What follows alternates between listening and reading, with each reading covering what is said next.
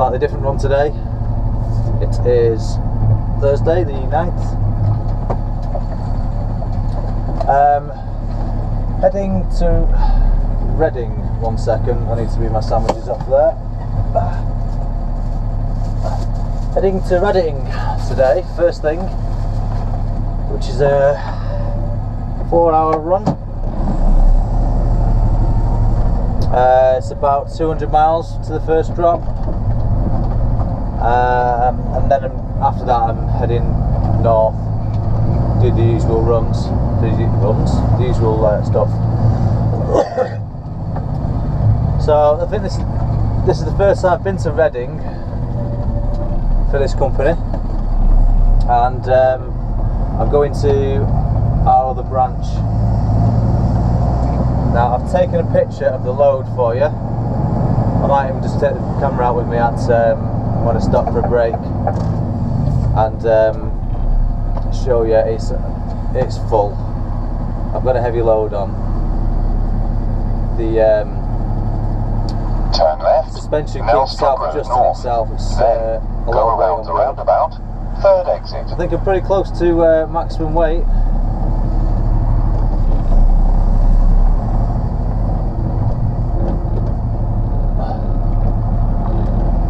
Thanks for waiting, mister. Go around the roundabout. Third exit. Then turn right. Barler Road. Yeah, so it's all strapped down, it's all secured,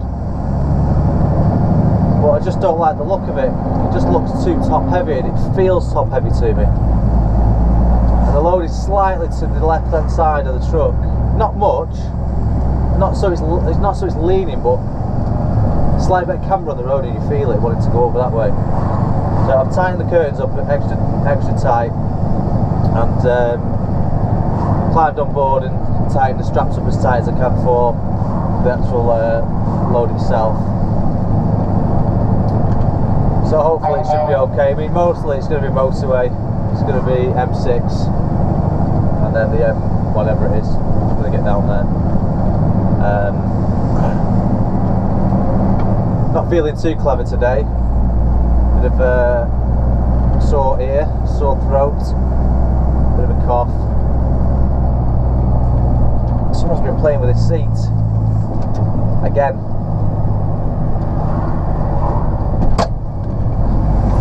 Better. Yeah, I know the loaders. Turn left. When I leave at night, I know the first thing to do, because I leave the auxiliary wire in the radio, you know, so plug your music in, and that wire is always left here. So I know they're plugging the phone in and having some tunes on, which is fine, no problem. But I wish they wouldn't piss around with my seats. Turn left, Gorton Road.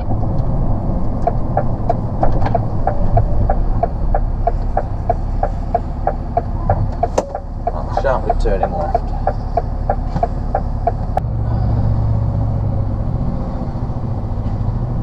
So I'm hoping the weather turns out okay. Not particularly bothered about sunshine, just don't want it to piss down.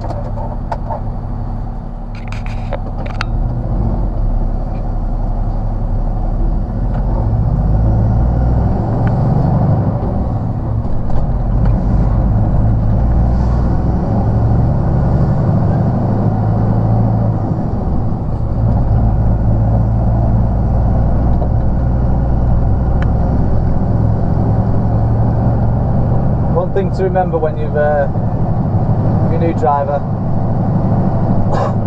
and you know the wagon's heavy, you can feel it when you're driving, but excuse me, obviously if you've also driven as an empty wagon on your test and stuff like that, you just need to adjust your speed, just approach things slower, because you'll realise that even though you can stop, quickly normally, it just doesn't do it. It just doesn't want to stop when you got a heavy load on. You just feel it pushing you.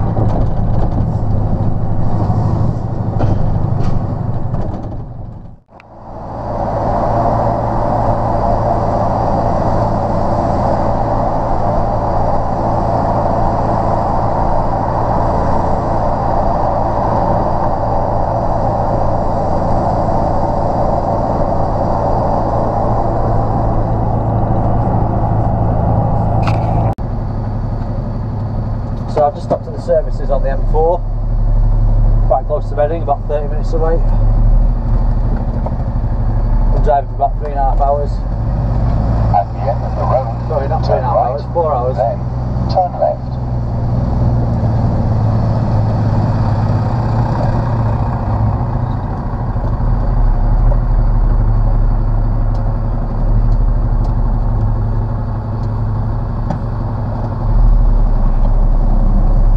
Get out of this place.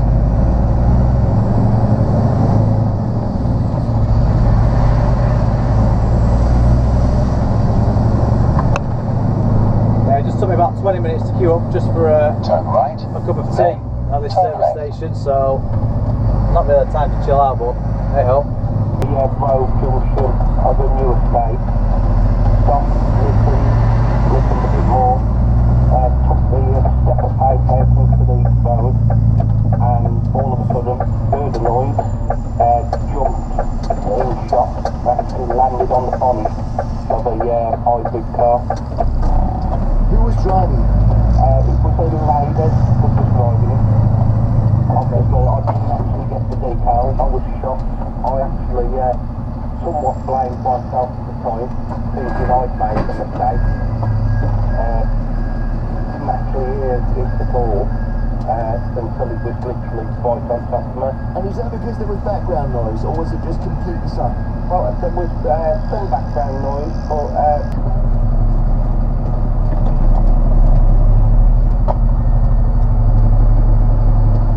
Okay, that's that one done. Offloaded a few tons worth and unloaded. Sorry, reloaded some. So now I'm off on the way to Northampton via the M25. I don't really fancy going on the M25 to be honest. It's just a car park.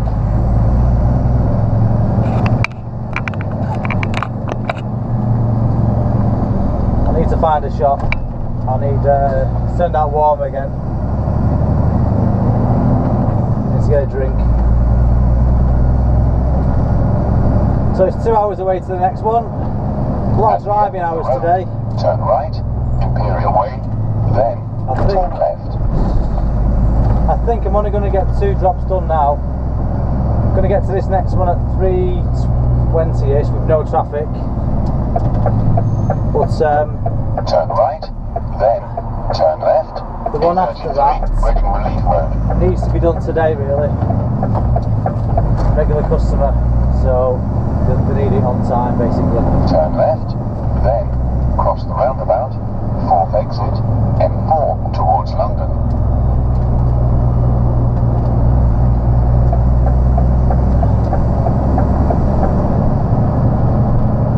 Yes, I don't really like driving on the M25. Last time I drove it was in a car, so it wasn't too bad, but After 100 yards, it's just a cross ball the ache, innit? roundabout, 4th exit.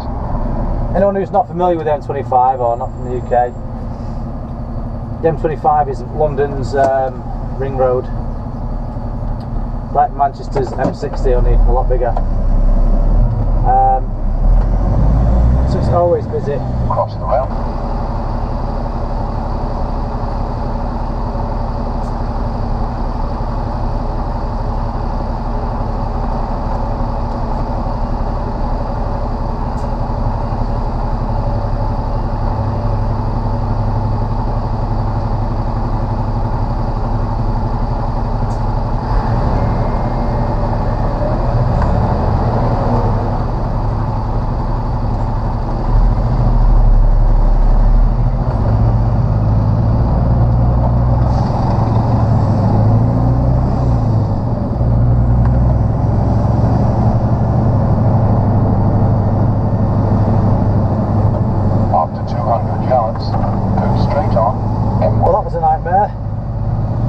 Live on a busy high street.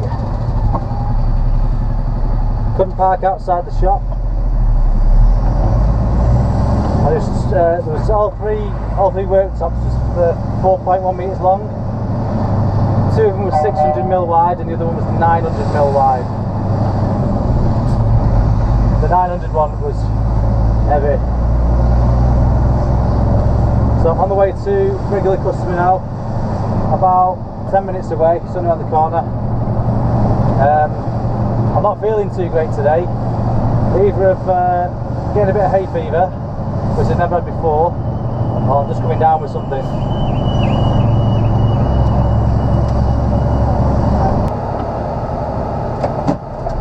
Job number 3 done. Well, yeah, job number 3 it is, yeah. Next one is in Coventry, it's about an hour's drive from here. Should get there with about half an hour to spare on their closing time. Driving wise, I'm only on 2.5 hours, so should in theory have an hour after that to get to the next one or near to it. Turn right, Edinburgh Road. We shall see. Well, that's that one done. Another home address. I think I'm going to go and find somewhere to park for the night now. I'm absolutely shattered. That last one then was 3 extremely heavy boards. Well, it's like a mock granite, but it's just the same weight. So the lady that the woman who lives there, she offered to help. Turn left, But said she'll need to get her husband down, or from wherever he was. Who turns out to be a plumber by the look of it, or a builder. At the end of the road, turn right. She wouldn't be able to lift it herself. Oh, look at this here. This is great.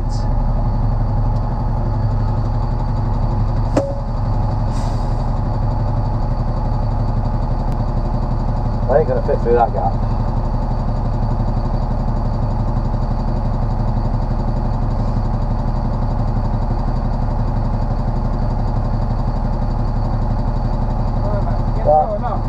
No, I'll probably bash some wheels on your van, mate.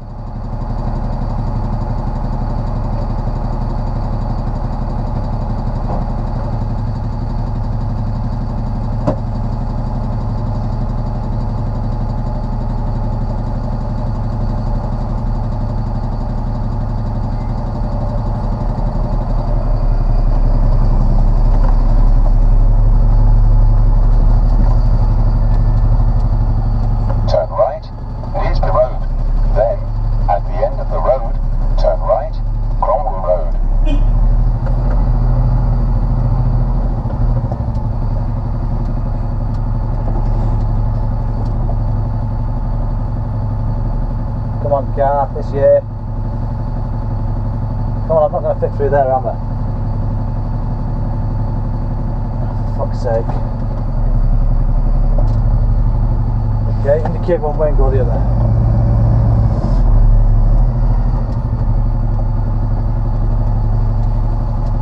There's a problem with having a class 2 vehicle on residential streets. They're not designed for it at all.